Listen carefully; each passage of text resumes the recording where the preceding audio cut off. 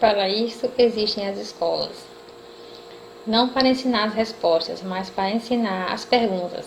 As respostas nos permitem andar sobre terra firme, mas somente as perguntas nos permitem entrar pelo mar desconhecido. Essas palavras são de Rubem Alves, esse grande homem que a gente vai destacar. Eu sou Ana Paula, acadêmica de letras da UFMA, e estou com meu grupo para falar desse autor.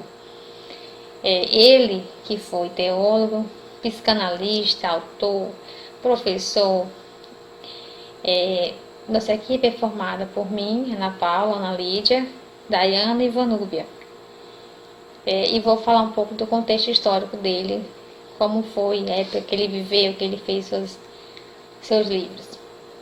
Nascido na cidade de Boa Esperança, em Minas Gerais, na época conhecido como Dores da Boa Esperança, em 1933, em 15 de setembro.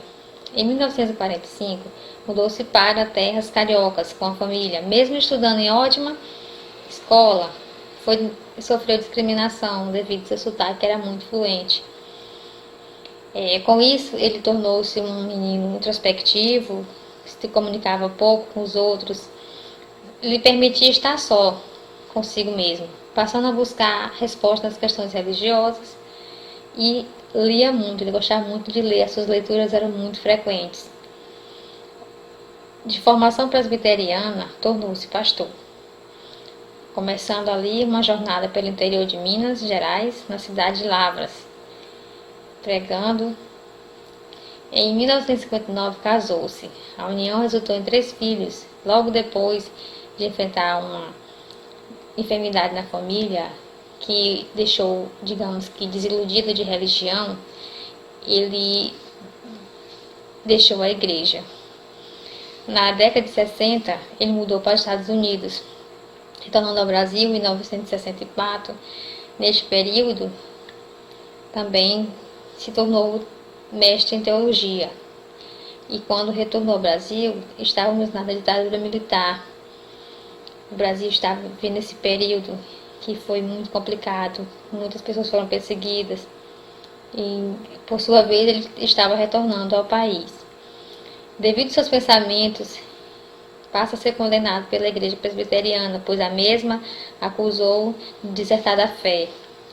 Em 1968, com a radicalização do golpe político, Rubem Alves começa a ser perseguido e teve que sair novamente do Brasil. Dessa vez foi para a América do Norte. Ali se doutora em filosofia. Ao regressar ao Brasil, ele inicia sua trajetória como educador na Faculdade de Filosofia e Ciências e Letras do Rio Claro. Depois de algum tempo, passa a atuar na Unicamp, conquistando o cargo de professor emérito, que era um cargo de alta patente, muito bom. No princípio dos anos 80, ele conquista o título de psicanalista pela Sociedade Paulista de Psicanálise. Quando aposentou-se, que ele quis parar com essa questão de estar trabalhando, continuou a escrever, claro, mas aposentou-se e montou um conhecido restaurante em Campinas, exercitando sua face gastronômica, pois o mesmo também gostava de cozinhar. Enfim, para complementar o contexto histórico desse grande nome da nossa literatura brasileira, Rubem Alves passou a integrar a Academia Campinense de Letras, pois ele não poderia ficar de fora, com a bagagem que tinha, com o nome que tinha, com o conhecimento que tinha, que era riquíssimo. O mesmo conhecia o Brasil todo, gostava da cultura do Brasil, cada um do seu jeito. Com os vídeos que eu já assisti do mesmo, ele fala das culturas que ele gosta, da opinião dele sobre a educação de cada estado, da forma que os estados recebem a educação. Ele tinha uma mente muito boa, ele tinha várias ideias para implantar, para nos ajudar na construção da educação brasileira. E, por sua vez, pôde contribuir, de certa forma também contribuiu. E isso foi muito bom, foi riquíssimo. Até hoje, como esse vídeo, estamos vendo história de Rubem Alves, que também está contribuindo para a nossa formação acadêmica. E é isso. Espero que tenham compreendido um pouco dessa história, do contexto histórico de Rubem Alves. Obrigada. Olá, meu nome é Ana Lídia, sou aluna do curso de Letras Português da Universidade Federal do Maranhão. Bom, e quero acrescentar nessa nossa videoaula um pouco mais sobre o pensamento de Rubem Alves. Bom, incluindo-se entre vários pensadores brasileiros que lançaram severas críticas às concepções clássicas de educação, Rubem Alves parte para o embate crítico com a pedagogia tradicional, apontando o aspecto intelectualista e autoritário da prática educativa existente dentro do sistema de ensino. As críticas mais contundentes à educação tradicional iniciaram-se na década de 60 com Paulo Freire. A década de 80 será marcada por oposições a essa pedagogia, por duas perspectivas críticas, a de Paulo Freire e a de Demerval Saviani. Portanto, pontos de vista coincidentes e até mesmo conflitantes, como os de Alves, Freire e Saviani, encontram-se na crítica ao tradicionalismo pedagógico. Por isso, buscou estabelecer seu próprio caminho, desenvolvido a partir de uma antropologia no interior da qual resultará as questões vinculadas ao processo educacional. E em assuntos educacionais,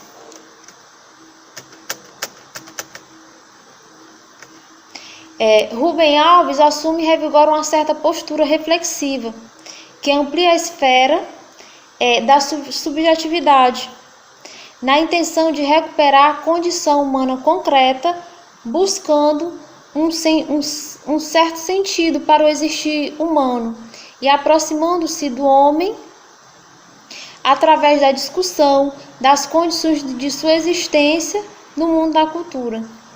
É nesse sentido que a premissa liberal do individualismo é nitidamente presente no discurso antropológico de Rubem Alves.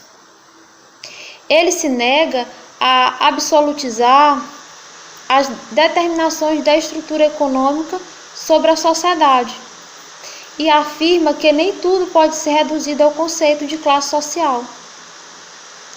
Aponta para a historicidade do homem na busca permanente e incessante da realização da liberdade, e o que torna a sua reflexão pedagógica, filosófica e ao mesmo tempo antropológica, aproximando-se das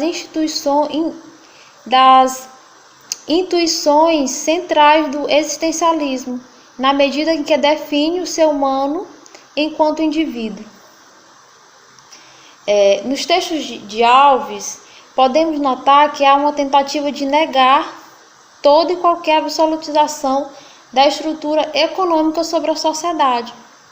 E é exatamente nesse aspecto que há o confronto do seu pensamento com as teorias reprodutivistas. Segundo Alves, muito embora as teorias crítico-reprodutivas tenham pretendido reforçar o comprometimento da educação com os interesses dominantes, acabaram por disseminar entre os educadores um clima de pessimismo e de desânimo, evidenciando ser remota a possibilidade de superação dos problemas educacionais e tornando notória a impotência da escola no que diz respeito à superação. Considerando o fato do pensamento de Rubem Alves ser nitidamente marcado pelo otimismo, isto nos permitiu estabelecer mais uma vez as relações com a tendência escola novista, identificada com a expressão otimismo pedagógico. Bom, então era exatamente o que eu queria acrescentar ao nosso trabalho e muito obrigada. Olá pessoal, somos alunas do curso de Letras da UFMA e vamos falar sobre Rubem Alves. Eu, Vanúbia, vou falar um pouco sobre sua biografia e suas obras. Rubem Alves foi teólogo, educador, tradutor e escritor brasileiro, autor de livros de filosofia, teologia, psicologia e histórias infantis. Rubem Alves nasceu na cidade de Boa Esperança, Minas Gerais, no dia 15 de setembro de 1933. Em 1945, muda-se com a família para o Rio de Janeiro. Criado em uma família protestante, tornou-se pastor. Entre 1953 e 1957, cursou teologia no Seminário Presbiteriano de Campinas, São Paulo. Em 1958, muda-se para a cidade de Lavras, Minas Gerais, onde exerce a função de pastor até 1963. Nesse mesmo ano, foi estudar em Nova York, retornando em 1964 com o título de mestre em teologia. Em 1968, foi perseguido pelo regime militar brasileiro, que o acusou de subversão. Viajou nos Estados Unidos, onde cursou doutorado em filosofia. De volta ao Brasil, nos anos 70, Rubem Alves ensinou filosofia na unidade de Campinas, Unicamp. Ocupou diversos cargos, entre eles de diretor de assessoria especial para assuntos de ensino, de 1983 a 1985. Nos anos 80, torna-se psicanalista através da Sociedade Paulista de Psicanálise. Passou a escrever nos grandes jornais sobre comportamento e psicologia. Rubem Alves, depois de aposentado, investiu seu tempo em um restaurante para exercer seu gosto pela gastronomia. O local era também usado para eventos culturais que envolviam cinema, pintura e literatura. Rubem Alves faleceu em Campinas, São Paulo, no dia 19 de julho de 2014. Dos vários livros que Rubem Alves publicou, vale a pena destacar Se Eu Pudesse Viver Minha Vida Novamente. Nessa obra, Rubem Alves viaja no tempo e analisa os sonhos, as perdas e ganhos que acontecem na vida, narrado em pequenos detalhes e recorrendo a memórias felizes e dolorosas. Rubem nos mostra que a nostalgia que não é uma espécie de arrependimento, mas sim uma saudade boa de ser sentida, de algo que foi vivido com plenitude. Outra obra é Sobre o Tempo e a Eternidade. Segundo Rubem Alves, uma pitada de loucura aumenta o prazer da vida. Veja o caso do cinema. Ao assistir filmes, você treme de medo, ri e chora. É um surto de loucura. Você está tomando imagens como se fosse realidade. Mas, se você não se entregasse por 2 horas a este momento, o cinema seria tão emocionante como lavar as mãos. No entanto, após as 2 horas dessa experiência, com a ilusão, as luzes do cinema se acendem e você sai à loucura e caminha solidamente de volta à realidade. Conversas com Quem Gosta de Cenar também é outra obra de Rubem Alves. Rubem Alves foi um dos educadores mais importantes e respeitados do Brasil. Nessa obra, ele reúne pensamentos e abre discussões sobre o peso da educação na vida e sociedade e fala principalmente sobre a sua paixão por ensinar e suas motivações como professor. Filosofia da Ciência, de Rubem Alves, ela aborda o senso comum, ciência e seus modelos e receitas. Além disso, explica como decifrar as mensagens científicas, como elaborar a construção dos fatos, quais são os credenciais da ciência e a diferença entre a verdade e a bondade. Dentre essas obras que eu falei, tem também O que é Religião, Filosofia e Religião, A Volta do Pássaro Encantado, O Patinho que Não Aprendeu a Voar, que é um livro infantil, Variações sobre a Vida e a Morte, que é de teologia. Bem, pessoal, assim eu concluo sobre a biografia e algumas obras de Rubem Alves. Obrigada. Eu sou aluna da UFMA e eu vou falar um pouco sobre as concepções pedagógicas segundo Rubem Alves. A partir da reconstituição histórica do pensamento educacional liberal, podemos evidenciar que a pedagogia nova foi se transformando e se adaptando aos desenvolvimentos da sociedade burguesa brasileira, deixando velhos mestres e incorporando novos nomes. Nessa perspectiva, a concepção pedagógica de Rubem Alves constitui-se numa reorganização do discurso educacional liberal, na medida em que se articula em torno de interesses da pedagogia burguesa de inspiração liberal, do cultivo os ideais principais do escolanovismo, como o respeito à individualidade da criança, o cultivo à infância, o incentivo à criatividade, a busca da liberdade individual e subjetiva. Na concepção educacional de Alves, podemos evidenciar um direcionamento para a educação dos sentidos, onde o intelecto é apenas uma parte da totalidade que compõe o ser humano.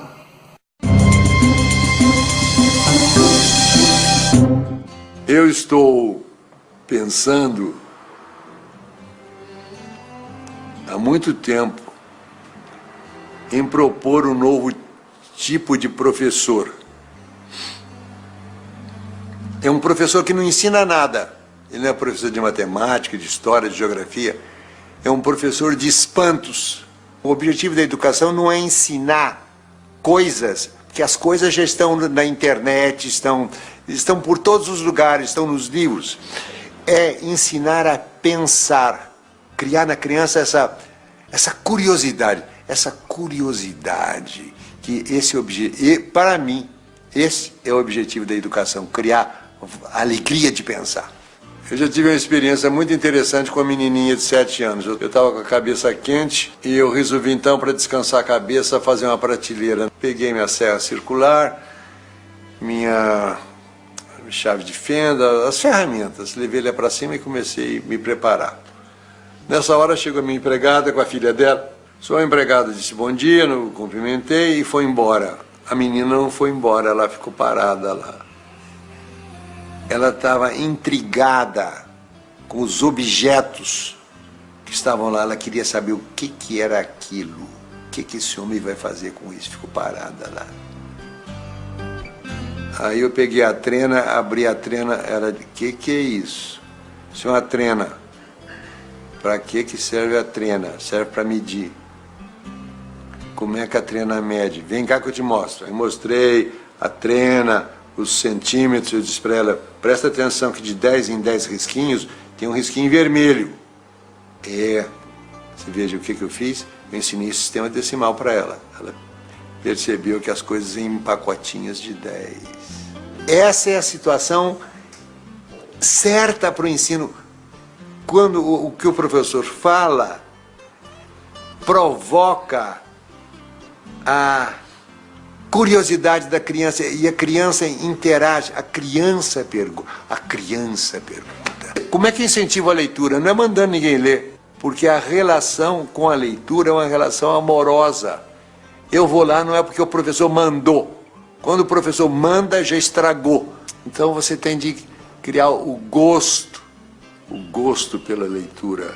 E você cria o gosto pela leitura, não mandando ler, mas lendo.